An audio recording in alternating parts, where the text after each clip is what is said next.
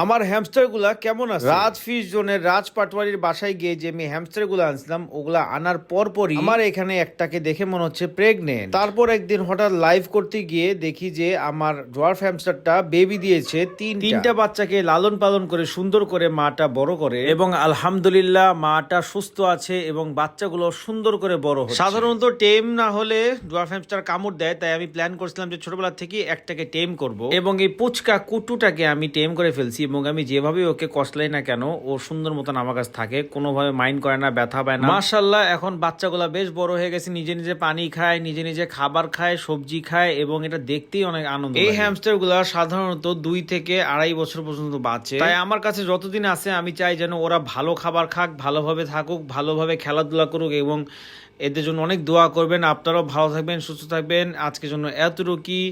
আসসালামু আলাইকুম।